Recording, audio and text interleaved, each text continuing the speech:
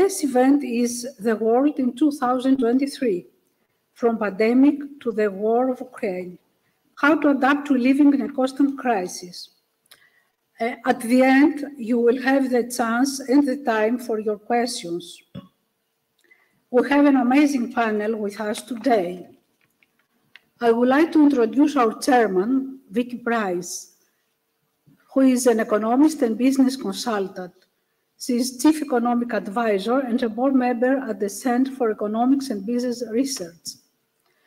Her books are very, very, very famous. The last one is The Women vs. Capitalism. And before this, she was partner at the accounting and consulting firm KPMG, after senior economic position in banking and the soil sector. She also holds a number of academic posts and is a fellow and council member of the UK Academy for Social Sciences. Vicky, do you want to participate the other one, or will you come here for the other participants? Right, I will start from here. If that's okay. All right. Okay. So thank you very much for the Thank you very much, and I will let you know about our next events at the end. Enjoy and enjoy this panel discussion. Thank you very much.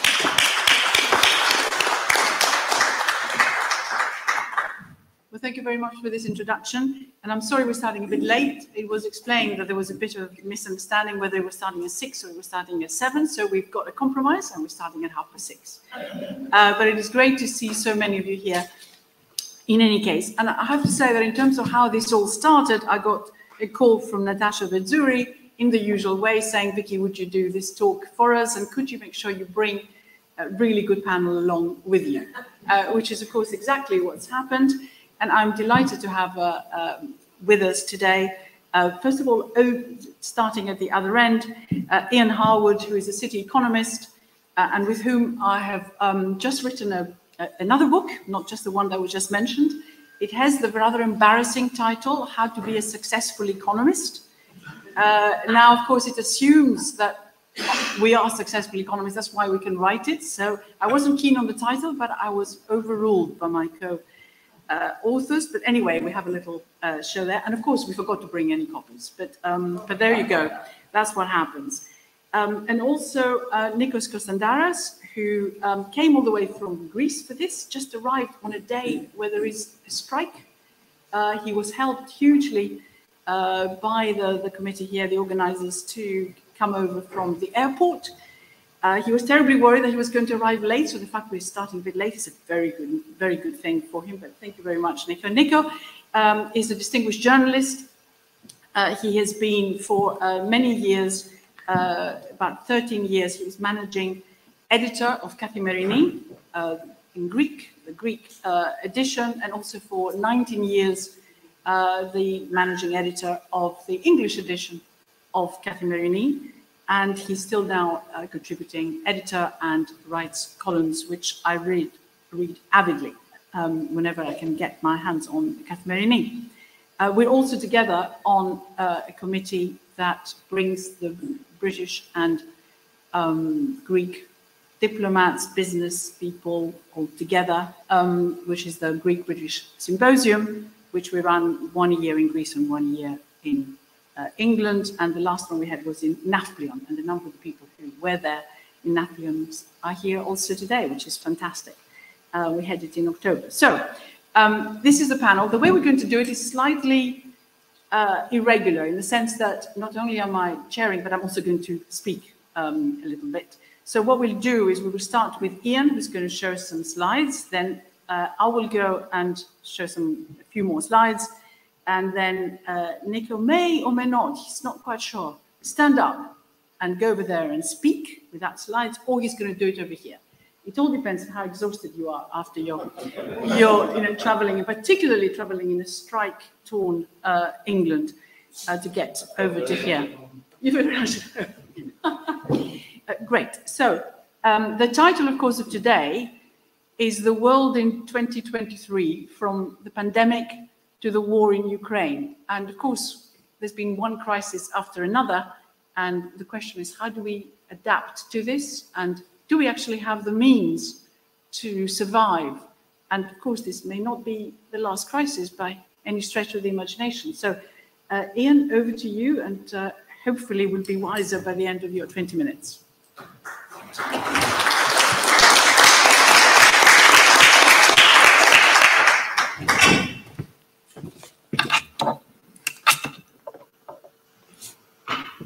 Good evening, everybody. It's a pleasure to be here, and thanks very much for inviting me.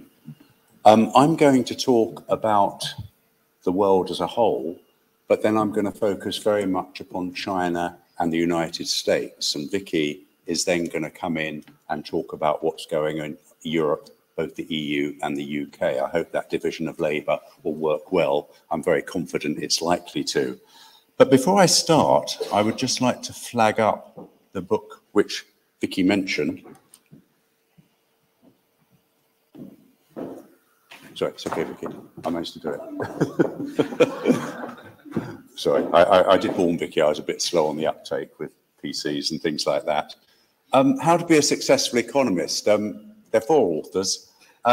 As an Englishman, I do tend to be self-deprecating. So actually, I do find the title slightly embarrassing. But obviously, if you're an American, you think you should be shouting from the rooftops about your achievements. So anyway, I would recommend the book, but in particular, to people, you may have children or particularly grandchildren who might be studying economics or thinking of studying economics. It's a very useful guide to that. And we think it fills a unique place in the market, which was absent before. So do have a look if you can. It's really a guide to people that want to be economists, and hopefully it will help many people on their way and inspire them. With that, I'm just going to talk about some of the key macro issues in the world. But first, I thought I'd start with a couple of pertinent quotations. Harold Macmillan, who was the Prime Minister of this country from 1957 to 63, was once asked what the most troubling problem of his prime ministership was, and he replied, "Events, my dear boy, events." Now, of course, he meant unexpected developments by this. Arnold Toynbee, a noted historian who wrote many years ago, said history is one damn thing after another. And Alan Bennett, in his wonderful play, The History Boys, actually put this in a slightly cruder way, but I'll leave you to look that up if you don't actually know it. But the point is, things do come along unexpectedly. And over the last 15 years or so, there have been a whole sequence of events which have constituted adverse shocks to the global economy. And I list them here. The global financial crisis, which now is over 15 years ago, but still seems very recent indeed, massive shock to expectations. Before the crisis, the global economy was going very strongly, fueled by globalization and China, and very rapid growth in America and Europe. And it was a non-inflationary boom. But of course, well, whereas on the surface, many people thought everything was okay, there were some very serious fissures developing. And that's really what happened with the global financial crisis, when banks threatened to go under and the global economy threatened to implode. And there was a time in the winter of 2008, 2009, when it did look as if we were looking at a rerun of the early 1930s, when world production and trade were contracting very rapidly. Happily, governments and policymakers generally had learnt the lessons of the 1930s and responded appropriately. They didn't make the same mistakes they made then, but it was a damn close run thing. Then, of course, we had the euro area sovereign debt crisis from 2011 to 13, until Draghi waved his magic wand and made everything hold together again. And then, of course, we had trade tensions emerge, both with the election of Trump as the US president in 2016 and with Brexit in the UK, and somewhat fraught relations, to put it mildly, between the UK and the EU following that. Then, of course, came the global pandemic, which nobody was expecting, and that I viewed as the greatest challenge to economists I'd ever seen. I've been working in markets now for 45 years, and to me, this was an extraordinary development, and we really had to go back to first principles to figure out exactly what was going on. Then, of course, we had Russia's invasion of the Ukraine, and finally, of course, we've had inflation, which has been resurgent on a scale not seen since the 1970s, and a subject of massive concern, not just in the UK, but also in the United States, and of course, throughout Europe. Now, unsurprisingly, uncertainty has risen. Nobody quite knows what's going to happen. And if you just look at this graph, it's the IMF has put together a world uncertainty index. It's based upon a word count, basically, the number of times uncertainty is mentioned. But as you can see on the left-hand side of the chart, in the 1990s, when, of course, globalization was in full swing and everything seemed hunky-dory in the wake of the implosion of the USSR and the supposed end of history, it was very, very low. Then it picked up and it rose to record levels with the onset of the pandemic, but it still is very high, largely, I think, because of the Russian invasion of the Ukraine and the geopolitical anxieties which that has actually generated. Just to show you another chart, economic policy uncertainty, what a policymaker is going to do, that tells exactly the same story in the sense that basically people are now very confused and we do live in very unprecedented times. Just an illustration of the backdrop against which we're all labouring at the moment. Now, last year, of course, was a time of some very adverse macro developments. We have the realisation that the surge of inflation we saw worldwide in 2021 wasn't transitory, as many people initially thought, including our key central bankers, and wasn't about to subside of its own accord. As a result, central bankers began to accept that their cheap money policy settings, which were adopted in the wake of the global financial crisis and then the global pandemic, had to be abandoned, that is zero interest rates and quantitative easing, in common parlance, printing money. Then, of course, you had Russia's invasion of the Ukraine, which greatly heightened geopolitical uncertainty and boosted world commodity prices, particularly the prices of energy. And you had China's unrelented zero COVID policy, which produced the weakest GDP growth in China for many years indeed. And of course, throughout the year, people got progressively less optimistic or more pessimistic about the outlook for global growth. A year ago, people were still talking about the roaring 20s in America and Europe, how economies would boom on the back of a spending surge as the pandemic receded. Now, of course, we're talking about the threat of recession. It's been a massive turnaround in expectations. And that really is my starting point for what I want to talk about now. Key macro questions for this year. One is, how vigorous is the rebound in Chinese activity going to be now that the pandemic is beginning to recede in China, or at least they're taking it on the chin and hoping they will get through it? How quickly will inflation in the major developed economies fall back? I'm going to focus on the US in this, leaving the UK and Euro to Vicky. And then there's a key question of whether central banks are actually going to blink at signs of intensifying economic weakness, or instead remain determined to put the inflation genie back in the bottle. If you look at the behavior of financial markets, which you may or may not follow, it's quite clear that certainly in America, the markets are betting that the Fed is actually going to relent and that it's going to start cutting interest rates in the second half of the year. The Fed isn't saying this. The Fed's actually saying it's going to raise rates further and it's going to keep them high. And I take the Fed very seriously, and I actually think the markets are being misplaced in their judgment at this juncture. But be that as it may, that at the moment is the sentiment in the markets. And then I'm going to ask whether there's really going to be a US soft landing. Again, the markets in America at the moment are taking the view that the economy will be landed without a serious recession, without unemployment going up significantly. I think that is a triumph of hope over experience. There's only been one soft landing in American post-war history. That was in 94, 95, and that was very special indeed. I think actually a recession is highly likely in the United States. But again, you will find contrary opinions in the media and the markets generally. On China, it's early days yet. China abandoned its zero COVID policy late last year. Since then, the pandemic has rushed throughout China, as you'd expect, but there are signs that economic activity is beginning to revive. There are two key business surveys which give you a fairly timely indication of how China is doing, and they've both been published this week. The official PMI, put together by the State Statistical Agency, showed a very strong bounce back indeed, led by service activity. And the Kaixing Business Survey, its rival, if you like, which concentrates very much upon the private sector and the coastal regions, the Chinese new economy, if you like, that showed a strong rebound too. As you can see from this chart, the bottom line is an activity index. The top line is expectations for 6 months hence. They've both taken a very marked turn for the better over the course of the last month. Additional confirmation comes from the Hong Kong PMI survey, which was published this morning, which shows that new business from China revived strongly in January to actually put it in an expansionary phase. It hasn't been expansionary now for over 1.5 years. So again, that's a significant watershed. The key issue, of course, is whether consumers come out of their shells. In America and in Europe, consumers built up their savings during the pandemic and they have subsequently run them down. And that's really maintained consumer spending while real incomes have been compressed or even reduced by high energy and food prices and very high inflation.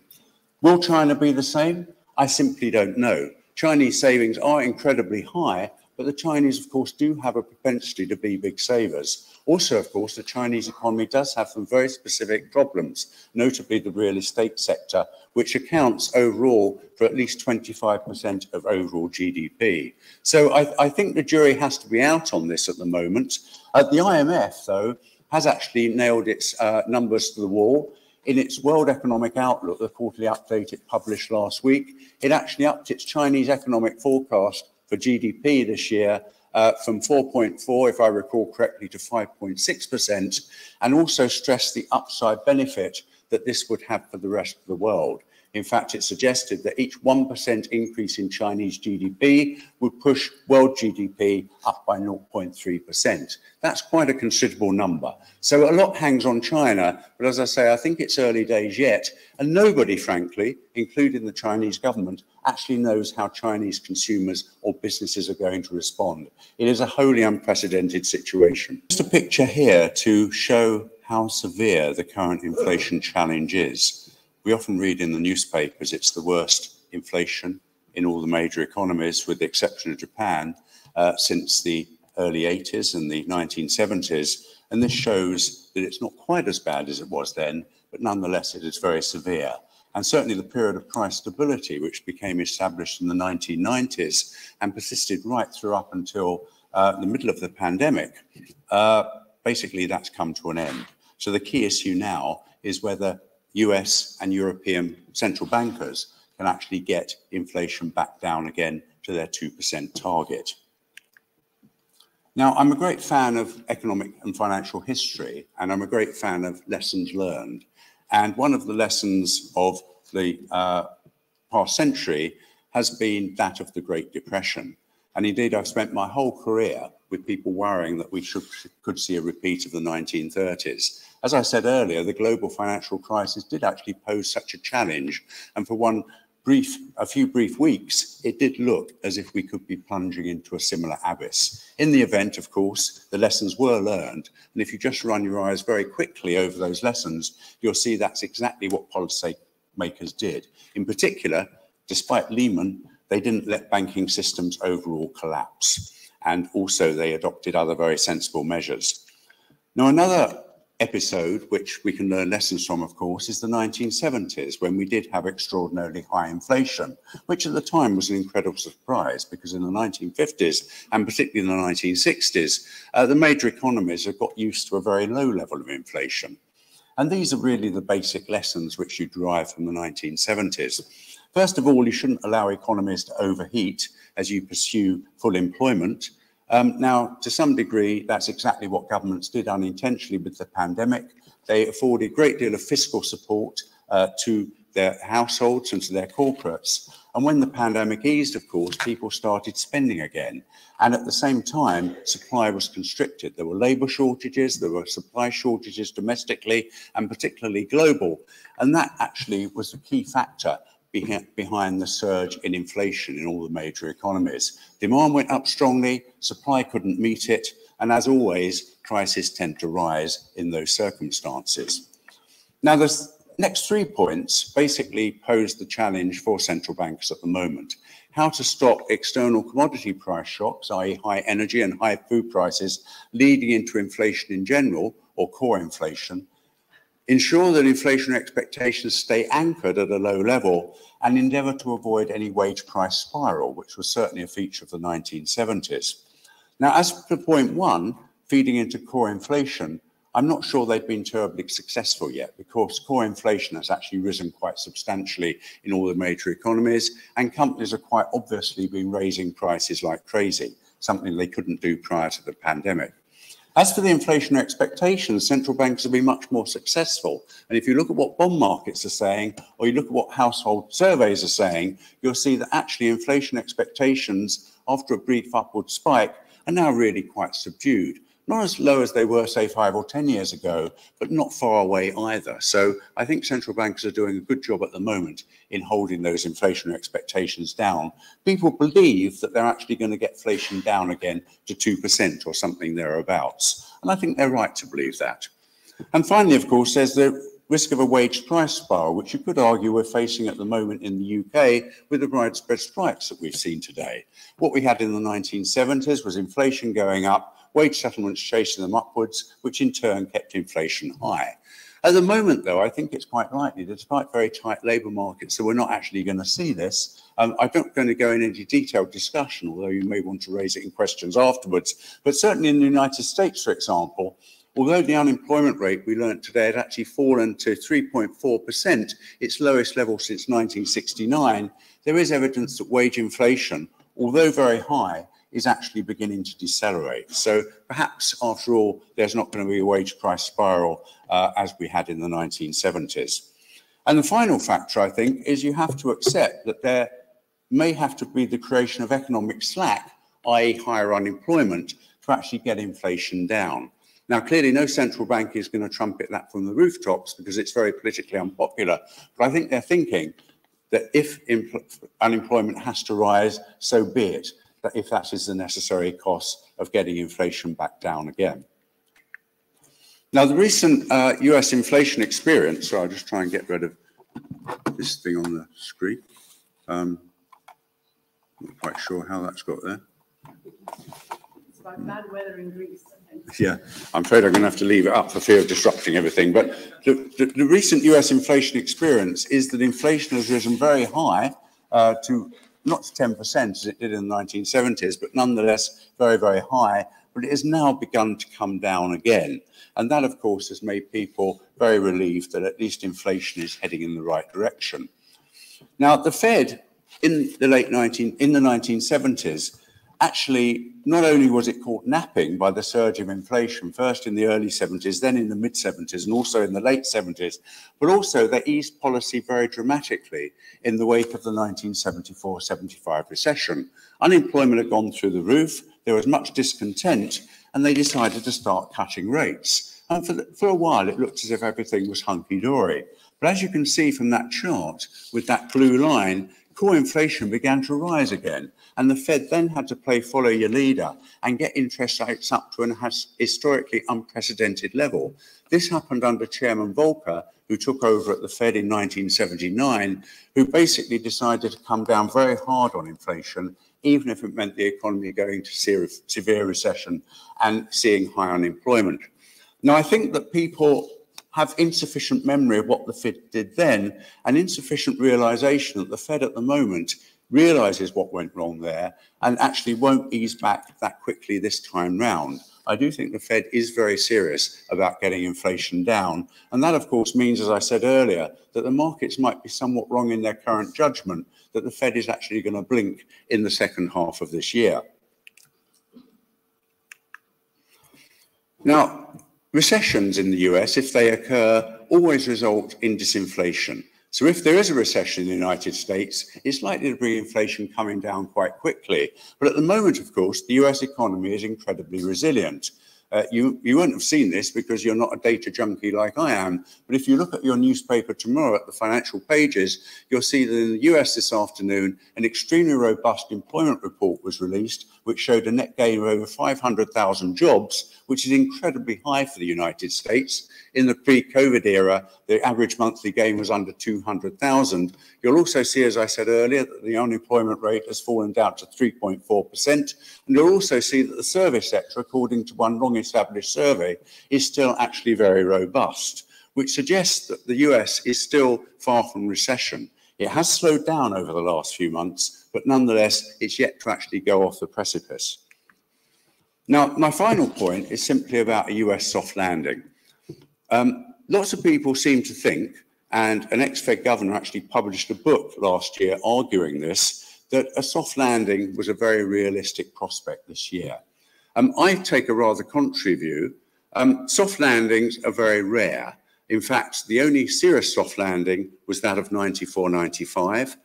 And rather worryingly, in the run-up to the global financial crisis in 2007, an awful lot of people were taking that 94, 95 experience as a template and thinking that nothing bad was going to happen then.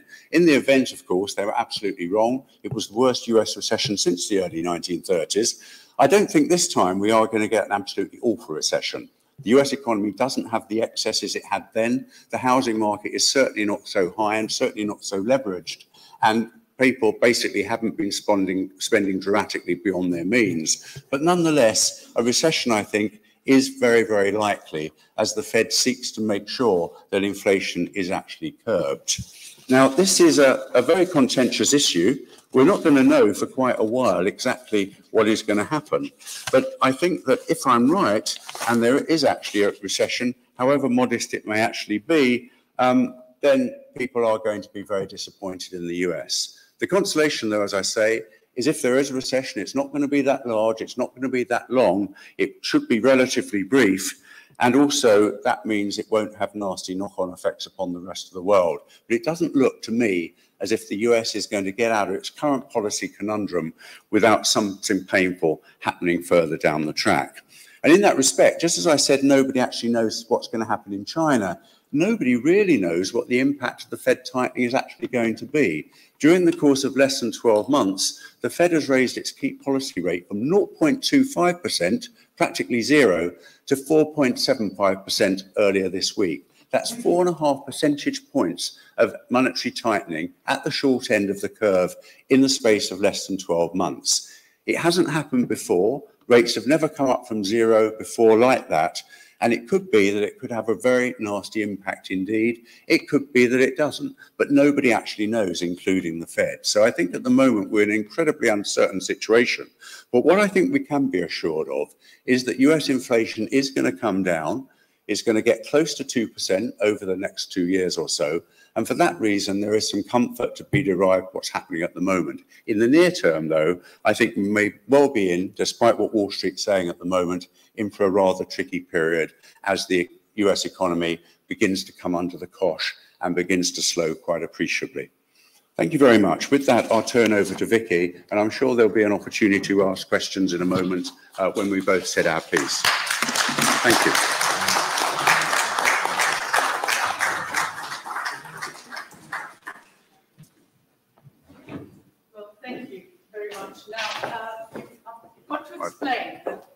What has happened is that I had to bring my own computer, and when we tried to redo things here and open it up, this LIFO thing I get from Greece, which tells me about the weather and everything else, decided to come on. So it's gone now. But the title of today is of course, how to survive all this crisis. And we just now learned that in order not to have any crisis, if something works, just leave it as is. And probably this is what we should have done. So thank you very much, Ian. And now I will go on to talk a little bit about Europe and the UK, taking on some of the themes. And then Nico is going to talk a little bit about Greece. So bear with me then if I spend a little bit of time just going through this at present. So I think it's worth just bearing in mind that we are in a crisis right now. We've got the war in Ukraine, of course, and everything that's happened with energy prices over the last couple of years. Of course, it's 2022, it's a year ago when the invasion was there, but of course, when the invasion happened, but we had energy prices going up anyways. We recovered from COVID because, of course, demand increased very significantly and the world couldn't quite respond. And we moved from this crazy situation where we had a period of negative oil prices, when oil prices were minus $37 a barrel in the summer of 2020, which was an extraordinary situation to find ourselves in. And then, of course, things recovered for the oil companies, and now, of course, they're making huge profits.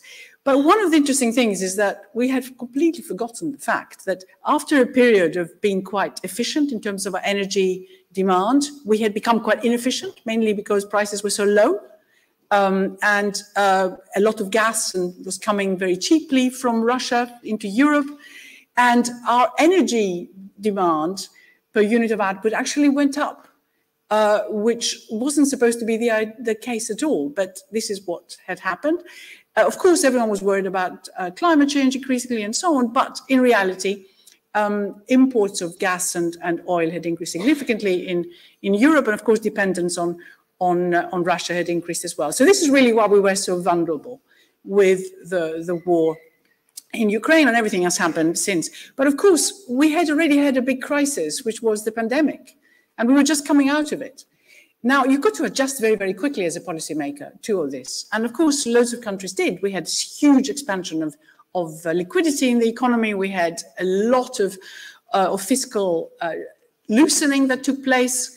Zero interest rates practically in by the central banks across the world, and that of course fueled this demand again when restrictions were lifted, and of course kept the economies going, because otherwise it would have been a complete and utter disaster. But then of course came this crisis, this extra crisis, just as we were thinking that things were going to be fine, but of course they were not, and a lot of adjustment had to be made. So that was a crisis like no other in some ways. Because there was also war, there was geopolitical tensions. Russia was no longer prepared to supply gas as it did before. Prices were shooting up. I mean, it's affected all our expenses at home. Businesses found their input costs going up significantly. So it was a little bit of a disaster, with the result, of course, that 2022 was not a particularly good year for growth. It wasn't sort of disastrous, but you can still see the recovery from COVID in some of those figures, which was the brown one. But 2023 looks worse. Even though prices have started coming down in various areas, there is still serious concern about what's going to happen next. And if you look further down in 2024, since I'm supposed to talk about Europe and the UK, you've got Germany, of course, in trouble.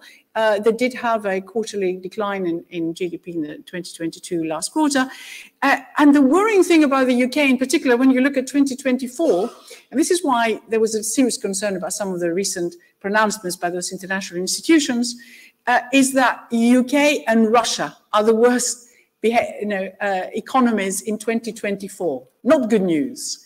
Not nice to be associated with Russia, which of course is having all these problems and various sanctions imposed on it, but of course it still managed to do sort of reasonably well. So quite a lot of pessimism ahead.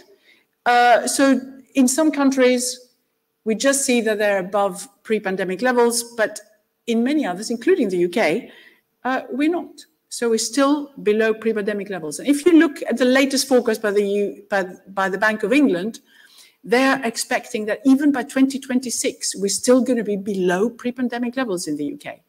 So, policymakers, what do they do in an environment like this? Do they borrow more and stimulate the economy more? No. What are they doing here? They're trying to borrow less and increasing taxes to ensure that this is the case, and trying not to give those wage increases to workers, which they fear is going to be negative for the fiscal side. And yet, there are some positives. And how do policymakers adjust? We just heard everything about interest rates. Now, was it right to raise interest rates the way we've seen? Quite significant, very sharp increases of the type we haven't seen, well, ever really, that type, well, a little bit in the UK during the fiasco of having joined the European exchange rate mechanism, ERM, and then having to leave it when interest rates were going up by 2 or 3 points an hour. In that fateful day of September, when we finally were forced to leave the ERM. And it was one of the reasons why, of course, we never joined the euro, I suppose. But what you see is that the expectations are that inflation is going to drop. And you ask policymakers, why? What have you learned then from everything that's happened? What is the point of raising interest rates if domestically it doesn't make any difference? What really matters is what happens internationally in terms of energy prices and other things. But you see the drop that is expected to take place. Now, of course, we could have an escalation of the war. In Ukraine, we hear Russia intending perhaps to do all sorts of things, maybe this month. And that's the real issue. But nevertheless, in the vast majority of cases, we expect to get back to something like target, which is sort of 2%. Look at the European inflation rate. I mean, of course, Greece is affected just like everybody else. It's been coming down now for a number of months. And arithmetically, you could have told this to the central banks. I mean, I was one of those people who was constantly defending the central banks. Why have they not raised interest rates early enough? Why have they let this inflation happen? It had nothing to do with what they were doing. It had all to do with energy prices because of the war. And of course, prices had increased before. But even if prices after that, without the war, had stabilized, which was what people were anticipating, we could easily, very quickly have got to zero inflation. Because if you look year on year, if prices stay the same, then that's zero. And somehow or other, it just wouldn't get into people's heads that this is what would happen. It's exactly what's going on right now. This is, of course, what's happening in terms of the euro inflation. You still have, of course, energy being a significant part of it, but it's coming down. So we're talking about, just 8.5% inflation instead of whatever the double digit that we had earlier. Of course, it's now beginning to come into other bits of the economy, like the services sector. But overall, even though it looks, quite significant to you, but you see what's happening with energy, it is by far still, although stabilizing, the biggest part of what adds to your inflation. But this is now changing. That was the January figures I just showed you before. But this is what's going on. European gas prices have fallen now to levels that they were before the invasion of Russia, of Ukraine. So very, very substantial decline has taken place. Oil prices, as I say here, they're only a few dollars above levels of where they were in early 2022. Very substantial if you like, stabilization of this, which is very good news. Food prices. Yes, of course, here at the shops, we're paying an awful lot still because there are so many of these input costs that happened earlier. And also there were shortages of fertilizers because nothing was coming out of the Ukraine and their main supplier of fertilizers. There were shortages of grain because the ports were shut, if you remember. And now there is an agreement. Russia has signed it for the moment. It's all coming out of Ukraine, where it was all stuck before. Food prices, international food prices, have been coming down now for 9 consecutive months. So that should eventually filter through to overall costs. So yes, I showed you some pessimistic forecasts for the UK and Russia before, but the latest forecasts by the International Monetary Fund are slightly better than they were before. And if you can see here, this is the January ones are the solid lines. The previous ones are in October, where the dotted lines. What you see is overall there is a bit of an improvement in their forecast. Not huge by any means for the world as a whole. For the advanced economies, not so much. And unfortunately for the UK, they have a worse forecast than before because of all the reasons I mentioned before. High interest rates, taxes going up, cost of living issues, making it impossible for anyone to get real increases in their living standards. But in Europe, of course, you've got other problems. Here you have, thinking about policymakers. This is really, what have we learned from the crisis? I mean, that's basically what the topic is today, and how can we do things better in the future? Well, there you are, assuming you work for the European Central Bank, and you have one interest rate. That interest rate, the interest rates in the European, they still had one of their interest rates. They don't have one. I correct myself. They have a series of interest rates, but you have one series of interest rates for the entire Eurozone, where you have all these countries, which of course are very different. Just look at the last column there, which shows you what the inflation rates are in Germany, in Europe. The German one, we're still not quite sure. We think it's come down to 8.5%. Not quite sure yet because it's been revised and delayed, apparently. But look at the others and you see the differences that exist. Here you are, a European Central Bank with inflation, which can vary from 6.8% in one country. I mean, France, of course, still quite low, at 7%, to nearly 20% in the Baltic states, and have a single interest rate policy, which is very, very difficult to do. That's why they're still hawkish. They say that we're going to increase interest rates even further. So you have this sort of strange environment, and the International Monetary Fund and the World Bank are actually worried that we're having this synchronized increase in interest rates, which perhaps, well, maybe they're there to slow down the economy and therefore reduce demand and therefore bring inflation down. But to target, of course, is 2%. Now, just look at all these inflation figures on the right and think of 2%. But you can't do an awful lot except really possibly cause a recession by just raising rates very substantially. Most of the inflationary issues that I showed you before have to do with international factors like energy and food. Now, all this is happening. We're very worried about the future. We're looking at some rather pessimistic forecasts, slightly better perhaps than before, but they're still quite pessimistic. But actually the economies are working. I mean, here in the UK, they're working very well in terms of employment. We have huge vacancies, and that's, there's a real shortage of labour, partly because of Brexit, but overall there's been an improvement. Even the statistics in Europe show 6.6% unemployment. We are at a better unemployment situation. In other words, unemployment is lower now than it was even pre-pandemic in all the countries, which is most extraordinary. That is, of course, because lots of people just disappeared from the workplace. They decided enough is enough, or they're sick, and they're not coming back. The UK here is trying to get everyone to come back to work so they can keep some wages down, perhaps. With talking about inducements, so you can keep your benefits even if you come back to work. Even if you're sick, you can keep your sickness benefits. Very odd. It hasn't happened yet, but those are the types of suggestions that are out there. But I said unemployment, the labour market is working, but there's no doubt the higher interest rates are curbing growth right now. And you see how they've been rising very, very significantly in the main parts of the advanced world. They are expected perhaps to have reached almost a peak now, but they're there. It costs an awful lot for everyone to borrow for a house right now. And also what we're seeing, this good unemployment situation, because of this interest rates I mentioned, it costs an awful lot more. People cannot go out and spend as much because interest rates are higher. The labour market, although still tight, seems to be cooling in the UK, and it probably will cool in Europe as well. It's interesting what Ian said about the US, that is still managing to do well. So what we're seeing in Europe then is this contraction which is taking place. This contraction in GDP that's happened. This is Germany, which of course was the one that had to deal with the loss of gas from Russia, with a lot of policies to reduce energy consumption, and also of course to think of alternative ways of getting energy. But it has a lot of energy-intensive sectors, big manufacturing. They all depend on this, and yet you've got a problem. So here you are with the euro area manufacturing. Just to be able to read this slide, even though it looks like it's getting better, anything below 50 means there's a contraction. So it's falling. It may not be falling quite as fast as it did before. So that's the real worry. Interest rates, as I mentioned, are a real issue, but you don't have to look at that detail.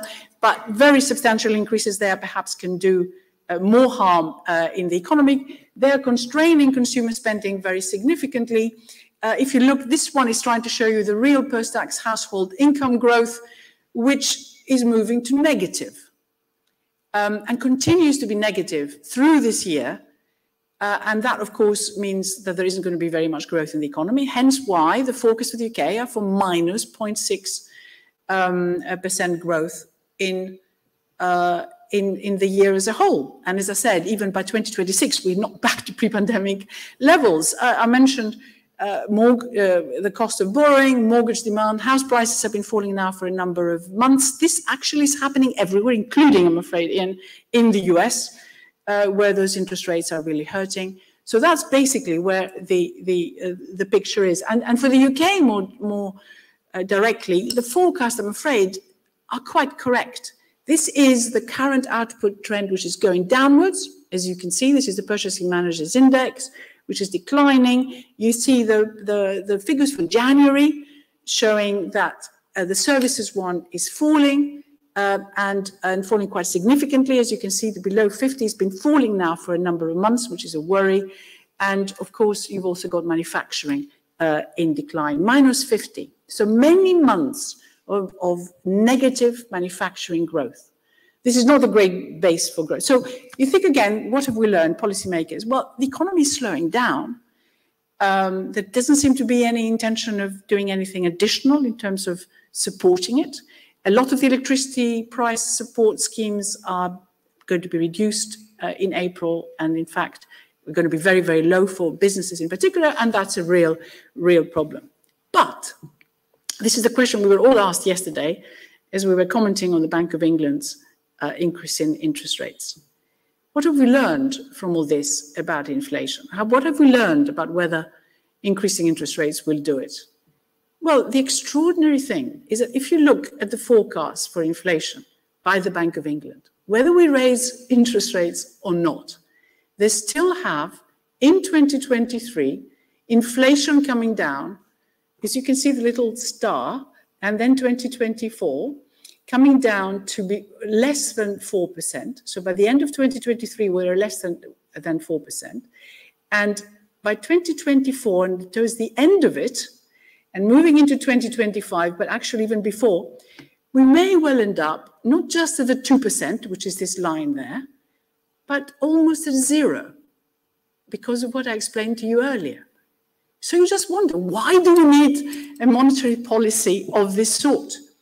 What have we learned? And I'm afraid what we have learned is that there is pressure on the central banks. There is pressure to act, to be seen to be trying to influence inflationary expectations, whether it leads to complete misallocation of resources or not. And I'm afraid we're stuck in that environment. So finally then, I mean, that was, the European Central Bank has still got interest rates a bit below, but we've got to bear in mind that there is still, from their side, which is different to the UK, and this is why one is more optimistic about Europe overall, and possibly about Greece, which is the fastest growing economy in the EU at present, or has been in 2022. There's a lot of money still being used now to make sure that the economy grows in the future. So you could argue that from the fiscal side, we've learned something. There is the Resilience and Recovery Fund, which is sort of part of the new generation EU. Now, we're talking about at least 2 trillion euros, which are going to be spent on this. There is a massive asset purchase program, which, although it supposedly has come to an end, what we're seeing is that the European Central Bank still wants to support the highly indebted countries like Greece. Should there be an issue, then they can buy its bonds again. So we don't stop quantitative easing, which we've had here for some time, whereas both in the UK and in the US, we're reversing it now to quantitative tightening, just to reinforce all the other issues that I was mentioning to you before. So there is still support, and perhaps it has been learned. Perhaps some lessons on the fiscal side in Europe have been learned, that perhaps everything that was done during the Eurozone crisis was not really having the impact that they had wished they did. And in many ways, you could argue that COVID and the crisis that we have had since with Russia has encouraged the development of institutions in Europe, which allow you for greater resilience for the future. And in many ways, I often think how good it would have been if we had had the pandemic and the energy crisis we've had before the financial crisis that Ian spoke about. We may not have had the terrible happenings in Greece. I mean, during the pandemic and the energy crisis, the International Monetary Fund and the World Bank were encouraging everyone to just spend. As you know, the Stability and Growth Pact is suspended at present. State aid rules are being suspended, or at least the suggestion is that they should be suspended by the head of the European Commission. There is a rethink about how you run your policy. And I am actually quite hopeful that at least one part of the world has learned from the lessons of this crisis and has got its act together to ensure that we don't have a repeat of the disaster we have had before, and which, of course, has left Greece in such an impoverished state. Thank you very much.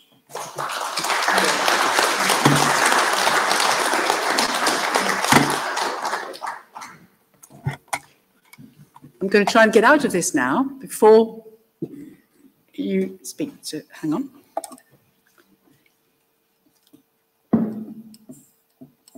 If only I could, I'll go to the top. Is that okay? Can you speak just with that one on?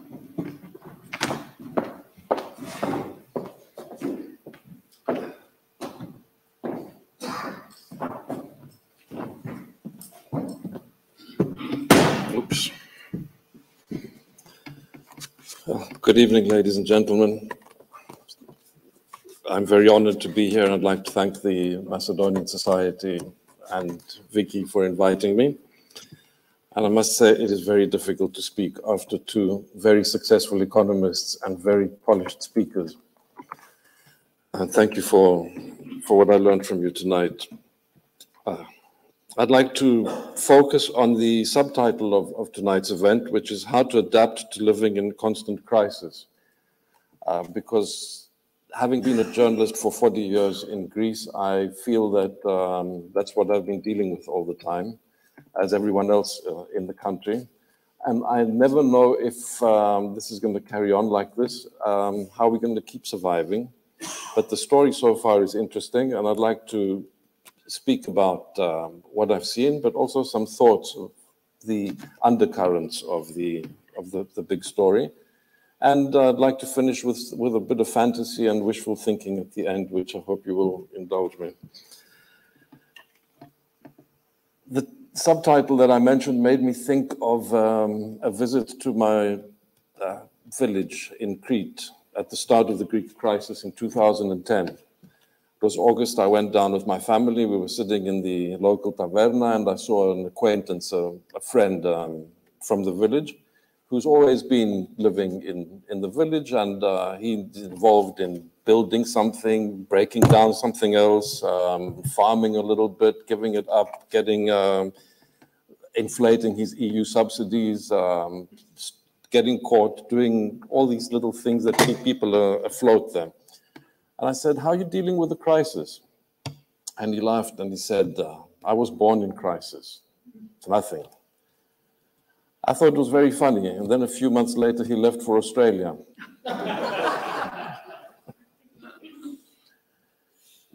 So that has been pretty much how the ups and downs and the feeling of we are resilient, but sometimes we can't cope too well. And if we look at the events of the last few years, there's a lot of up and down. In 2010, the great debt crisis broke. We knew it was coming, we just didn't know when it would come.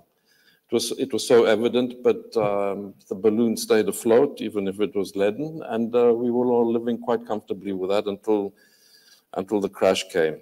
So 2010 took a very long time for us to start recovering, and then in 2020, the pandemic struck when we were on our way out of the crisis. Then we had the high prices because of the ending of the pandemic, the energy crunch, but tourism had recovered and we were getting money coming back into the country and everything was looking good. Then came Putin's war on Ukraine in 2022. We seem to be coping with that because the government was not going to be suckered the way previous ones were and was using a lot of money to keep people happy and to keep the opposition at bay. And that was running along quite successfully until we got the surveillance scandal, which broke in August of 2022, which is like a slow-burning fire under the surface, which appears now and then, but is going to play a significant role in politics for the next few months, I think, which leads to the next crisis, which hasn't appeared yet, which will be a political one after the elections this year in a few months' time. Perhaps in very few months' time, which will be wedged under the simple proportional electoral system, which means that no party will be able to form a government on its own after this election. Most likely, no parties will be able to form a viable coalition, and we might go to elections again immediately afterwards with another electoral system, which will give a bonus to the winning party, which means that there might be a one-party government, or at least a two-party one after that election. This leads to a lot of insecurity about where politics will be. We don't know how long this will last, and we don't know what will be happening in the rest of the world while we are tearing away at our navels. Almost as a backdrop to all these crises that I've mentioned, we have ongoing tension with Turkey all the time, which has been pretty constant in the past few years. But more strikingly were the incidents of early 2020 with the rush on the border of thousands of migrants at Ankara's urging. And a little before that, we had a memorandum signed between Turkey and Libya, which defines their two exclusive economic zones, causing very serious problems for Greece because they ignore the presence of Crete, which creates a situation which needs a reply, and that reply creates tensions all the time. There was the navies shadowing each other in the Eastern Med at that time in 2021. So there's been all of this tension going on, and we've had to deal with that and hope that we can come out of the crisis intact at some point and maybe get over all of these things that we're talking about. None of them is over yet. But things are not as bad as they could have been because somehow we hung on. Greece has shown great resilience. The Greeks have shown great resilience. So regarding the economic crisis of 2010, what went well? Well, the one thing that went well was that we were members of the European Union, and we remained members of the European Union. And that played a huge role, not only in the support, but also in the framework that existed for the Greeks to know what to do, what not to do, and what must not be done at any cost, which was to leave. So that kept minds focused when they could have been wandering in various directions. The other was that Greek society and the economy turned out to have great reserves. There was a lot of money in banks and there was a lot of money under mattresses. And the banks were saved. And of course, there's a lot of discussion about whether that should have been the priority, but I don't think that we would have got anywhere if they had not been saved.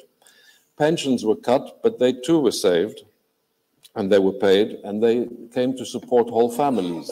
At one point, if I remember correctly, about 1 in 2 families was relying on a pension, which also I think shows that the statistics might be a little bit suspect. But that also points to the great demographic problem that we are having, and we will have more intensively as time goes on. There are very few people being born, many more are dying. People are not immigrating into Greece. Many are leaving, as you know, especially people at a productive age. So this is not appearing now as a problem, and is also showing a lower than I would expect unemployment rate, but it's a bomb in the foundations for the future. Another positive was the foreign assistance, which was huge amounts of money and also demands for reforms, which is a mixed bag again, and there were many pros and cons to that. But it did help keep things afloat, even though it did create tensions, which then caused the problems to become, if not greater, with a longer life. The less tangible things that worked in favor of Greece and the Greeks during the crisis was an instinct for survival and a strong sense of solidarity that existed in society. And we saw this, even though it wasn't big in the news all the time, but the church, which is much maligned usually for a number of reasons, municipalities, other organizations, NGOs set up soup kitchens, food banks. A lot of people did a lot of work to keep things from getting worse. Then another one of these intangibles is that there is a memory of crisis and problem solving in Greece. Greece has always been in trouble and has always been fighting with one hand behind its back, not only because of its tendency for division all the time, which we will talk about again, but also because it came out of a very vicious war of independence with a lot of poverty, and it's always been in debt, poor, and dependent, and had to fight with that. So we've had, from the beginning, the divisions that come from poverty and lack of resources and a hunger for gains at our neighbors' cost. But we had a disastrous war against Turkey in 1897, which led to foreign intervention and monetary supervision. We had the 1922-23 Asia Minor catastrophe, and then the flood of 1.2 million completely impoverished refugees into the country, which was 25% of the population. Again, starting with a lot of, let's say, a very uphill battle. Then there was the war and occupation and the civil war, which created so much hardship and poverty again and again, a need for foreign intervention and foreign money and foreign supervision. And that has led to a kind of understanding and an ability to absorb shocks, to be angry, to be upset, to be dependent, but also to absorb, because there is a sense of perspective. We know that whatever we lived through in 2010 onwards was nothing compared to what grandfathers and great-grandfathers and grandparents in general had lived through in the past. So there was a sense of this is not the worst, but we will keep fighting on. Now, about the economic crisis, what went wrong? Well, in my mind, the biggest problem of the crisis is that it went on for too long. And that was partly the reason, partly the blame of powers outside of Greece, but also the powers inside Greece. And they kind of work to reinforce each other. Because if you remember back to that time, and I don't think you need to, it took a very long time for people to start dealing with the problem when it became apparent. The EU had no machinery in place, no idea how to deal with this, and that was a huge problem for everybody. Germany was unwilling to see that this might be a structural problem in the EU, and the public debate in Germany turned to the wasteful Greeks and the prudent Germans who had to protect themselves. The Greeks, who in the beginning were shocked by what happened and took ownership of the crisis. I remember very clearly there was consensus that we really screwed up. Now we've got to see what we're going to do. We must get serious now. As things dragged on, the stereotypes began to come into place. The foreign comments in magazines, newspapers, and politicians' mouths were very aggressive. So there was a response which was based very much on the foundations that we had in the past of foreign intervention and foreign, what can I call it, indifference to the particular problems of Greece. And then the problems inside Greece were, as the crisis dragged on and there was no clear solution and political parties began to question the wisdom of one policy or another, we got into the usual template of arguing with each other, having conflicting narratives, blaming the different causes for the problem, and not anyone actually being able to agree on what it was and what needed to be done. So in this in the situation, we didn't really pay as much attention as we could have to the real problems of the reform efforts and the stability program, which was not as nuanced and as focused as it should have been to Greece's particular problems. There were a lot of horizontal cuts and a lot of brutal tactics that were used, which reinforced the arguments of the conspiracy theorists and the naysayers and those who were anti-authority and the anti-Western camp, that we might say, which has always existed in Greece. So they came out pretty strong out of that. And I'll get to this. When we got to the pandemic, they again came out strong because of their having gained some credibility through their resistance to the measures to end the economic crisis. So we find ourselves with division as parties try to exploit the situation, and especially whoever is in opposition to make the most of the government's discomfort. And this does not apply to one party. Every party does this, has done it so far. I'd like to see the exception when it comes. The exceptions that have existed have disappeared very quickly, I must add, sadly. So we come to every crisis divided, and this delays the success, delays the end of the crisis, and it leaves a legacy of new wounds always that the next crisis will build on. And also, whenever we do succeed, our success is qualified because it could have been much better if we had better policies from outside and from the way we handle the issues ourselves. And at the bottom of this, my personal understanding is that there is a lack of trust. It's the lack of trust between us that causes this endless undermining of our own efforts. And we can see this very clearly in how the pandemic crisis played out later. You might remember that in the beginning, Greece was the poster boy for dealing with the crisis. Everybody was taken aback by the discipline and the consensus and the effectiveness and efficiency of Greek officials and the Greek public. It was astonishing to see this. This was partly luck and partly policy. The lucky part was that Greece was not struck by the pandemic very strongly in the beginning. So when the measures came into play, they were very effective because the virus wasn't spreading already in the population as it was elsewhere. And that gave credibility to the people who were coming onto the TV screen in every household every afternoon and speaking very seriously and very determinedly and in unison about what needed to be done. And that created almost a sense of relief that now we were all on the same page. It was a very strong feeling. I hadn't felt that sense of community in Greece. At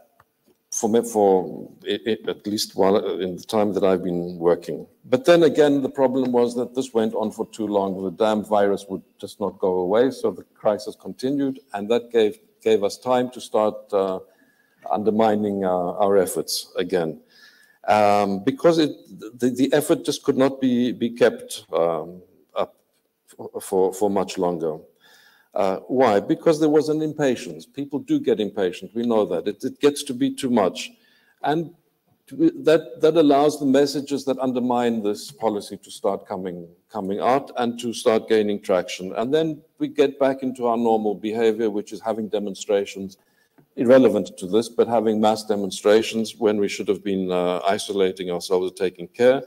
We got certain sectors of the church showing indifference and spirit of rebellion, in effect, not just disagreeing, but placing church against state in the sense of insisting on communion and not wearing masks, whatever the heads of the church were saying.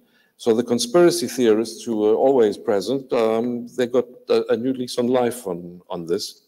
And there was also the fatigue of those who were entrusted with fighting the pandemic.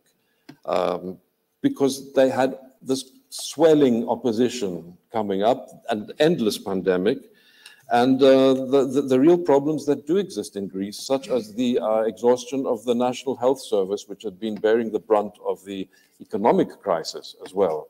And the people working there had seen their salaries cut horizontally without any regard of whether they worked or not, or whether their colleagues worked or not. So there was an exhausted healthcare system which started yielding. And in the end, after having been the example of how to deal with the crisis, we have a very high death toll.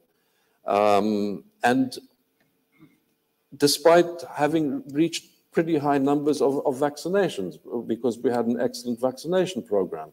But it's something that is very sad to see after having put in such a great effort to see such loss of life, which is not even mentioned anymore. Why do we have this lack of trust? I think there are many causes for it, but the underlying reason, I'm sure, is a sense that our freedom is not complete, that it's always threatened, and that our society is not equal, doesn't have equality, that there is no justice in it. And when people feel that there's no justice, we all understand, they feel that they don't have the luxury to let their guard down and trust. And I think this is a deeply personal thing for most of us, because Greece's turbulent history affects every lifetime. There hasn't been a generation that hasn't been shaken by some major event. So almost every political awakening of the individual comes in the midst of instability and anger, and a search for someone to blame for what has been happening. And I think this is why there is so much anger in public debate, why it's the norm, and at the same time so much apathy in private, because beside all the noise, we feel that nothing can be done. Nothing can change for the better, only for the worse. And at the same time, we oppose reforms with great passion. I believe that it's because we do not trust them, nor those who advocate them, because we feel that any change will be to our detriment, it will be to our expense, because we've seen that happen so many times before. And if not to ourselves, to people who tell us about their own experiences. So how do we deal with this great handicap? From the very beginning of the Greek state, from before its establishment even, we've had to fight with poverty, debt, and division, as I said earlier.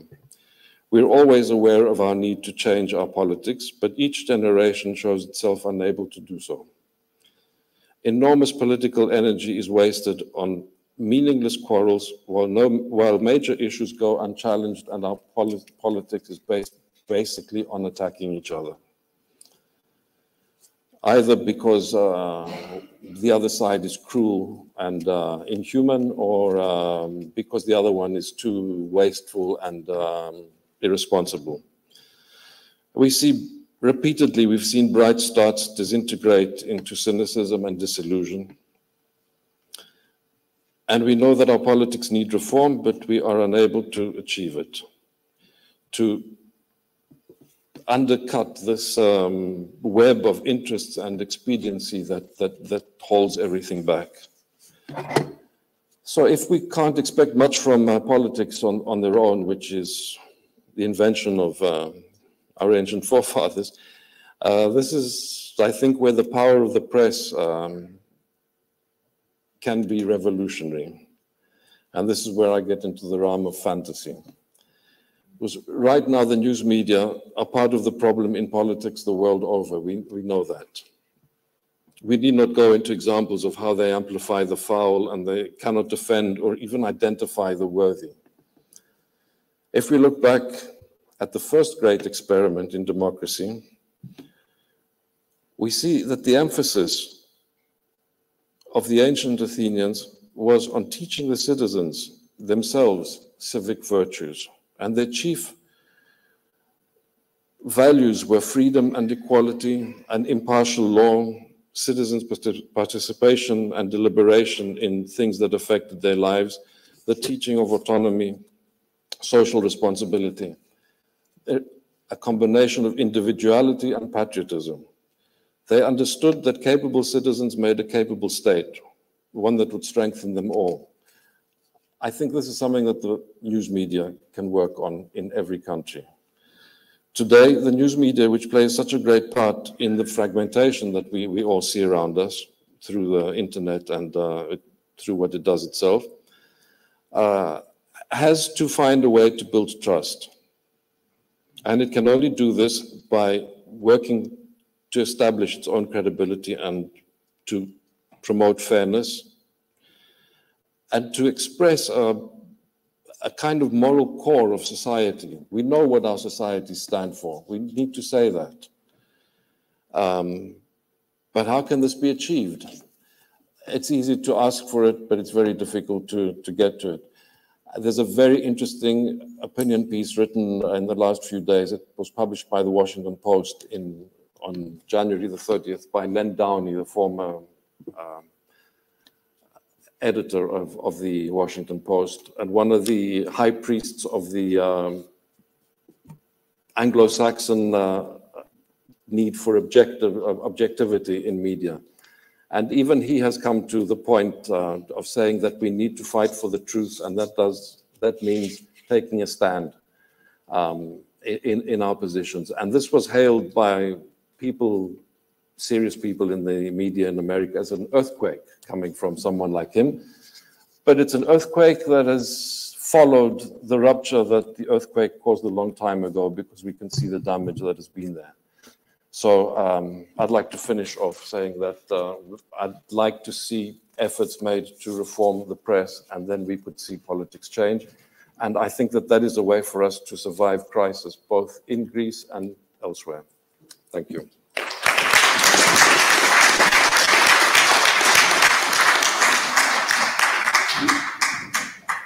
Thank you. Well, I want to thank you for your indulgence with all the mess with the computer, and thank you all for having helped to sort this out. But it has meant that our session has been slightly prolonged, which also means that I'm not going to ask any questions of the panel myself, but we have a bit of time for questions. I'll go straight to the audience. Yes, please.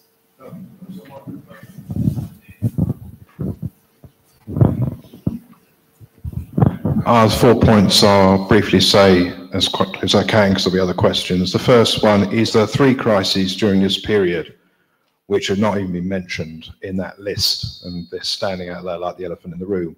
One is the Arab Spring and destabilizing all the Arab countries, the Syrian wars and other things going on in the Middle East, which has, of course, led to the next crisis, which is not mentioned, is the migrant crisis. And Mrs. Merkel invited over 1 million people in to Europe without checking whether they were terrorists or not. And the third crisis is the environmental crisis, which has the ever worse problems with forest fires and climate change and all the rest of it's led from that. And the total intransigent difference of not being able to sort it out with all these conferences like COP65 or whatever we're growing up to the numbers are now. And really the sycophancy towards the EU, my view is that Greece was bullied by the EU, and far from being their help has actually done a lot of damage. One of the reasons I and a lot of people voted for Brexit. I think Greece would get out. It's a horrible organisation. Okay, well, perhaps we can have a second question. Well, yes, over there.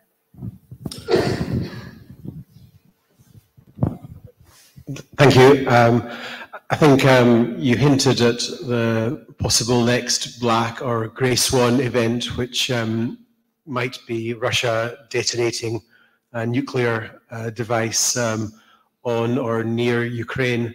What do the panelists think the result of this might be for the global economy, and how should Western governments and investors protect themselves from the fallout from that? No pun intended. Okay, well, anyone else for the moment? Yes, there's one there.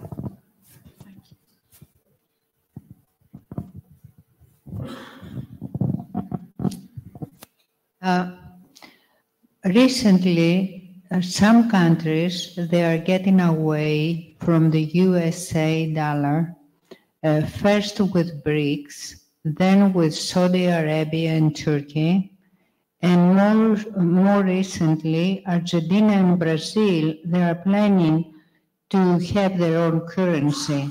So my question is, how is going to affect the USA economy and the world economy? Okay, well, those are all very, very serious points and questions that have been raised. Before I turn to the rest of the panel, I do agree that Greece was let down by the rest of the EU during that whole period. And entirely, that's why I say it would have been so nice if it was the other way around. We had the financial crisis after what we've just been through, because the policies could well have been very different. So it's a very good point. And you're quite right about all these other crises that were there. Is my mic on? Yes, you can hear me okay. Yes, yes. So the mic.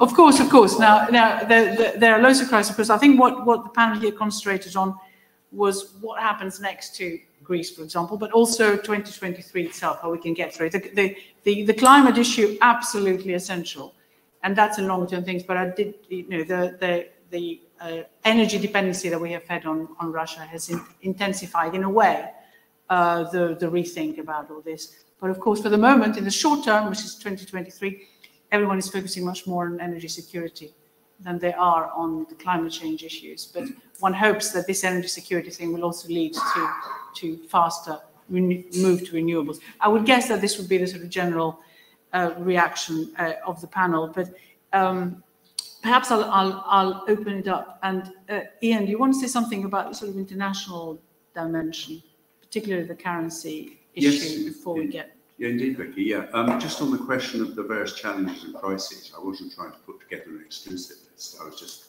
trying to put together those which probably have the greatest economic and financial impact. So, obviously it could be a much more comprehensive list. On the dollar, I've been working in financial markets since the late 1970s, and certainly when I began, the dollar was fairly low ebb. In fact, they even had to borrow on the international markets using foreign currency, which gives you an idea of how low the confidence in the dollar had fallen.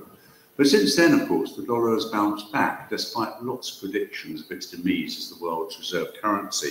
I take the point. There are all sorts of reasons to think that demand for the dollar is going to fall, but I still can't see, and perhaps I'm too set in my thinking from the last 40 years, I still can't see why it's actually going to be dethroned. I realise that, the US has weaponized the dollar, particularly against Russia and against China, and that's clearly not good for long-term demand. But I still think the US currency will fulfill its role as the prime currency for a long time yet.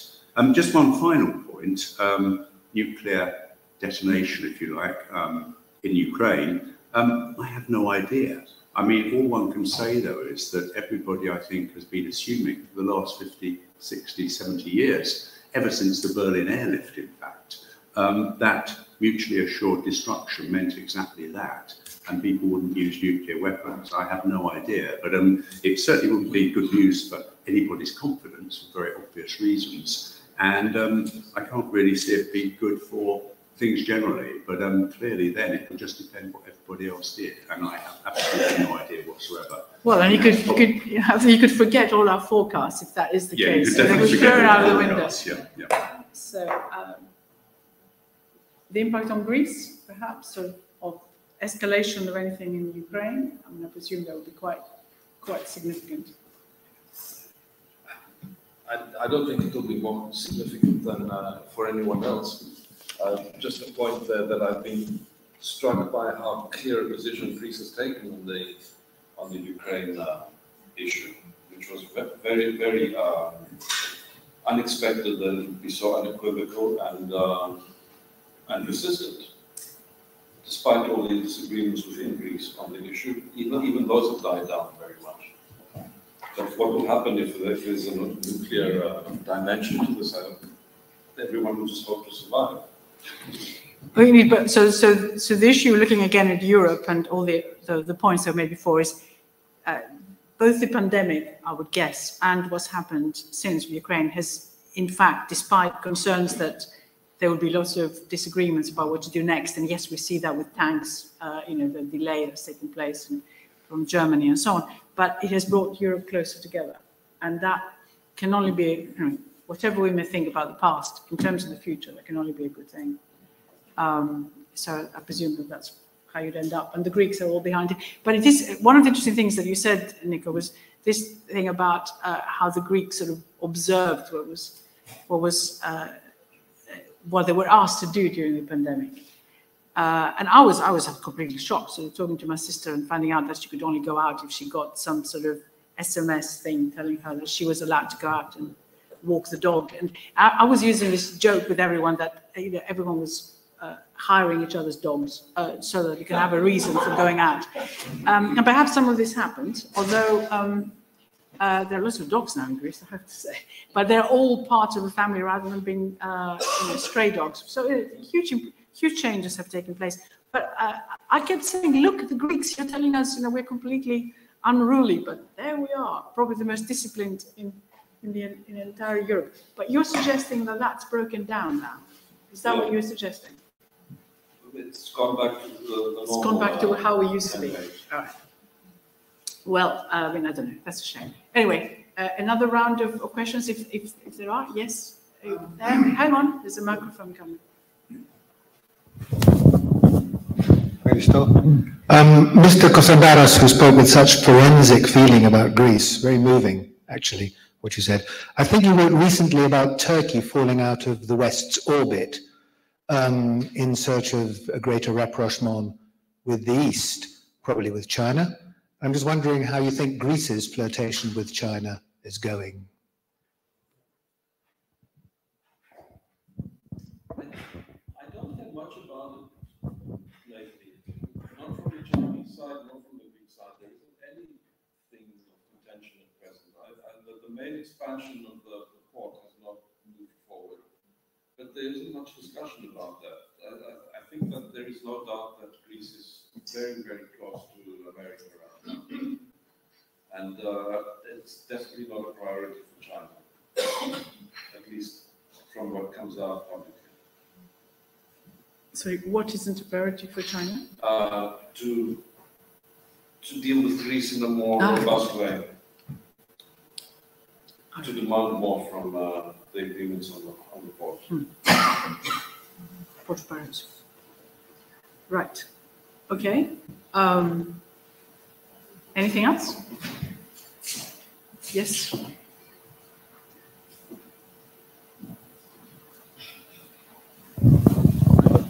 Thank you very much. Regarding the economic forecast between UK and EU, simply say, what is the main factor of the differences that for the weaker economic forecast of UK? I'm asking this because UK and EU has both has experienced COVID crisis and Ukraine crisis, and gas price increase, and the inflation level is similar. And I think until last year, end of last year, the forecast of economic forecast is a similar level, similar negative number was both in EU and UK. But suddenly, after the January, why does the forecast so a difference between UK and EU? Okay. Before we answer that, just to say, because I was thinking of what Nikos Konstandaras said earlier about the political upheavals in Greece to come, although it's been reasonably stable for a while. I mean, we've had huge political upheavals in this country. So those crises have caused a lot of issues in the UK. And we've had, as you know, quite a lot of different prime ministers in the last few months, and different secretaries of state, and of course the cabinet, loads of resignations. So it's been, so the crisis have caused, or at least the reaction to the crisis, and whether you're keeping to the rules and so on, have led to all sorts of upheavals here, and also how to tackle the crisis. So do we go for growth? Do we, because you asked about the forecast, I think it's very relevant to the answer I'm going to give you. Shall we perhaps borrow an awful lot more and cut taxes as well, and ensure that the economy grows faster, or shall we do something different? And we seem to have oscillated from one to the other. So there is quite a lot of uncertainty in the environment. There is quite a lot of reluctance to invest, because there's this uncertainty that's still out there. We've had the problems of Brexit, which have led to higher inflation here. You mentioned it's the same inflation, but actually it's higher here than in the other big countries. Also, frankly, Brexit has affected the supply chain issues, and of course we've lost quite a lot of labour because of Brexit. People left after COVID or during COVID, but they didn't come back because of Brexit. So it's much harder for Europeans to work here right now. So all these things have resulted in a slightly worse environment here. And then, of course, we increased taxes. We increased, basically there are, the tax take is going up, and real disposable incomes have fallen very significantly. And those are the differences between us and Europe. And there is really this confidence. I mean, you see here confidence declining. You actually, despite the drop in GDP that I mentioned in Germany, if you look at some of the confidence indicators, they're going up in Europe again. So there is a shift in attitudes in Europe. Here, it's getting slightly worse, and hence why you end up with this problem. And for the longer term, of course, Brexit will be a draining factor. And one of the slides I did not show is the change that's taken place in terms of the thinking of whether one should be in the EU or not. And I know there is the point there, perhaps one shouldn't be in it, but the population seems to be changing its mind. Not that any of the political parties are going to do anything very much about this, but it's short term. But anyway, so this divergence is happening between the UK and Europe. And of course, we've also got the problems of trade with Europe having been affected negatively because of Brexit, lots of costs, even though we don't have tariffs, and the trading intensity of the UK has gone down. As a percentage of GDP, it's gone down, whereas everyone else has gone up as we recover from the pandemic. So those are problems that now are becoming there will be long-term problems. Hence why the forecasts, of course, as I said, if there's a nuclear war, forget it. But at present, there isn't the policy coming out of having learned whatever from the past that is likely to get us to even reach pre-pandemic levels for the next 2 or 3 years, which is pretty poor showing. But Ian, you may have a different view on that, or to add something. The only thing I'd add would be that I think that the misfortunate trust budget, if you like, or quasi-return budget, whoever takes the credit or blame for it, I think it's made the current government more conservative in their fiscal ambitions and stance. And that would be a difference, because Vicky on her chart talking about the EU did highlight lots of ways in which governments were going to stimulate growth over the next few months. Nothing really like that is coming out in the UK at the moment. And I think basically they've been scared by the markets. And of course, the trust budget was a stupid thing to do, given that at the time the dollar was very strong, the currency markets were looking for something to have a go at, and that gave them every excuse to have a go at sterling. So I think that's the legacy of Prime Minister Truss, to be honest, which is also helping depress things as far as the future is concerned. Perhaps the last thing on this, going back to the earlier question, Europe is spending a lot on dealing with climate change, or at least investing in green, or will be doing so, as is the US, and we are seriously left behind on that as well. Now, I think we're getting to the end of this. I want to thank you all for your patience, unless there is something very, very urgent that anyone wants to raise. Again, I have no idea whether I'm thanking them or you're thanking us. It doesn't matter. The same. Thank you very much, first of all, the participants for this interesting presentation, and all of you for your attendance. Just some information. I would like to let you know that our next events are Meteora, the cliff-top monasteries of Greece, in May or June, and an event with Bethany Hughes in November. This is a historian. More details nearer the time. Please check our website. Additionally, I would like to let you know that we have organized a guided tour to the exhibition Alexander the Great at the British Library with the curator Peter Toth. It will take place on 13th of February 2 to 4 p.m. If you are interested, please leave your emails at the exit, and we will let you know about the details.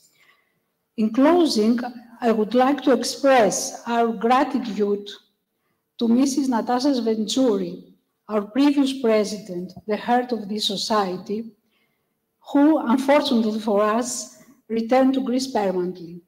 We are honored with her presence today. Thank you, Natasha, for everything, and thank you all of you.